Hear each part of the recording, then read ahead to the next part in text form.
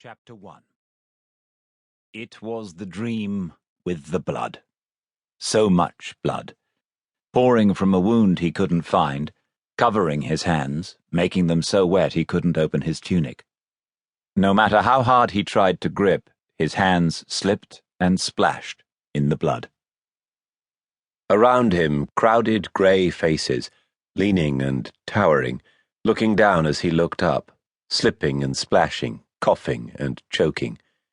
He looked down for the wound, and then back up at the faces. He surfaced in his bed. John Henry Rossett listened to the rain lashing against the window. Panic over, sleep long deserted, he listened to the rain outside and pretended. He pretended nothing had changed, and that the world was the one he'd known back when he was a boy. A boy curled under the covers, listening to his father toss damp coal on the kitchen fire after a night shift. On mornings like this, if he closed his eyes and tried, he could hear the studded work boots clattering across the backyard, with the clang of the dirty metal bucket coming to rest on the cobbles. Long ago now, before the blood, before the grey faces. A gust elbowed the window, and more rain rattled on the glass like tossed gravel. Rossett shivered and opened half an eye to look at the clock on the wooden chair next to his bed. 4:30. He realized it wasn't that he'd woken early, because he hadn't woken up. He would have had to sleep to wake up, and what he'd managed for the last 4.5 hours wasn't sleep.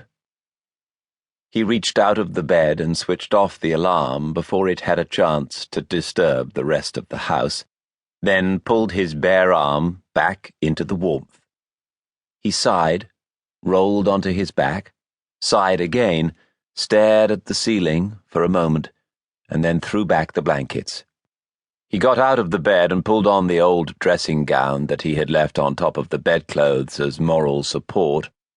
He wrapped it around him and shuddered with the cold, then coughed a sticky, wet bark full of whiskey and cigarettes. He walked to the window, lit a cigarette from the pack in his dressing gown, and took his first drag. His breath felt heavy. When he ran his tongue around his mouth, his teeth and his tongue felt thick and sticky. He coughed again, this time dipping his head, trying to catch some stubborn smoker's phlegm, but failing.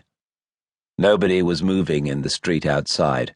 His little Austin sat under the lamp, looking like it was about to be swept away by the water rushing down the gutter. Rossett wondered if he'd pushed the driver's side window all the way up, or if he'd have a wet arse on his drive to work again. He dragged on the cigarette. The reflection of the flaring orange end in the glass looked like a distant explosion, though it was only inches away. His tired eyes tried to focus, and he blinked away some sleep and heard a rattly wet cough through the thin wall. It was coming from the room next door, and Rossett decided he needed to get going before the boarding house came alive, and a queue formed for the toilet on the landing. It wasn't easy being a police sergeant attached to the SS in London in 1946, and Rossett didn't want to make it any harder than it already was. He dressed and silently smoked another cigarette, sitting on the wooden stool by the window, looking at the shadows cast on the floor by the street lamp. Eventually he rose with a sigh and went downstairs to the small kitchen at the back of the house. Mrs. Ward, his landlady, was already up, and a fat, sweating teapot sat waiting on the cast-iron stove behind her, grey steam whispering from its spout. She nodded as he entered, silently poured him a cup, and set it on the table. "I've only got toast and dripping," she said as Rossett reached for the teaspoon, then added, "There's no sugar or milk either, so don't bother asking." He placed the teaspoon on the table next to the cup and wrapped his hand around the brew, more for the warmth than anything else. He wouldn't drink it, he never did.